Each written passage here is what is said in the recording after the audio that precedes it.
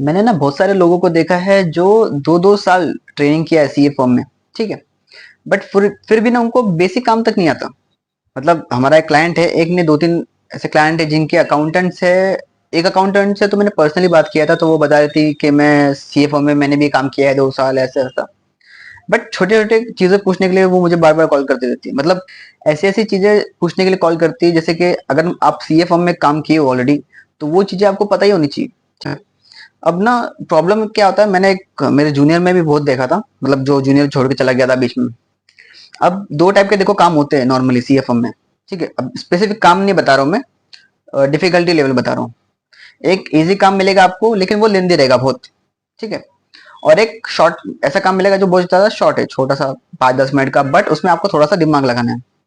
अब ऐसी कैटेगरी में आता है एक अमेंडमेंट वाला पार्ट आता है जीएसटी में। रिटर्न फाइलिंग का काम बहुत इजी है, किसी को लग रहा होगा यार रिटर्न फाइलिंग हार्ड है, बहुत इजी का काम है, ठीक है।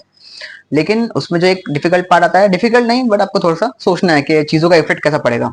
वो एक अमेंडमेंट वाला पार्ट आता है। जैसे कि मान लो अगर मेरी सेल कभी पिछले साल दिसंबर में अगर मेरा कोई सेल थी, ठीक है, और सेल में से अगर मेरी सेल का बिल जो मैंने अमेंडमेंट करवा दिया, पहले 10,000 रुपये टैक्स लग रहा था उसमें, उसको मैंने कम कर दिया, 8,000 कर दिया अभी, ठीक है। तो अब मेरे सेल के इफेक्ट, मेरी सेल में क्या इफेक्ट पड़ेगा जब मैं 3B का काम करूंगा, तो उसको इफेक्ट क्या दिखेगा मेरे को उसमें।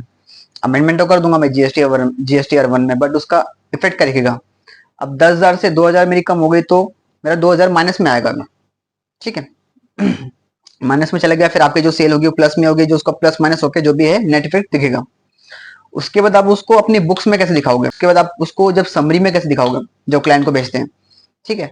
तो वही बिल के अंदर, जब वही बिल आप आपकी समरी में ऐड करोगे, और उसके बाद उसका माइनस में 2,000 रुपये लिखोगे, क्योंकि आपकी 2,000 से सेल कम हुई है, और आगे उसका रिमार्क्स के 2,000 रुपये का अमेंडमेंट हुआ है, ऐसा।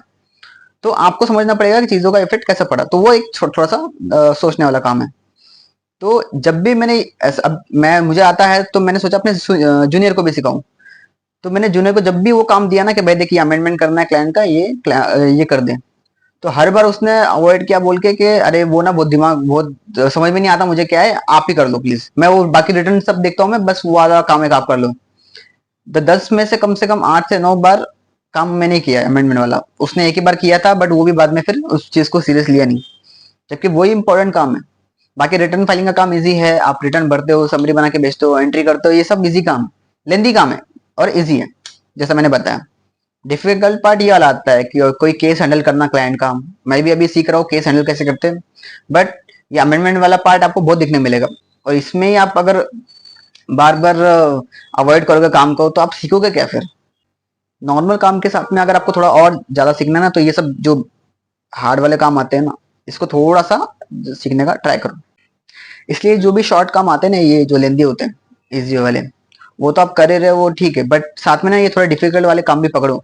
इसी में आप मेन सीखोगे, ठीक है। आपको हर जगह दिखने नहीं मिलेगा ये, हर फर्म में आपको दिखने नहीं मिलेगा ये वाला काम। तो अगर आपको ये काम करने मिल रहा है तो पकड़ो, सीखो, और वही चीज आपको थोड़ा सा अलग स्टैंड करेगी। ओके।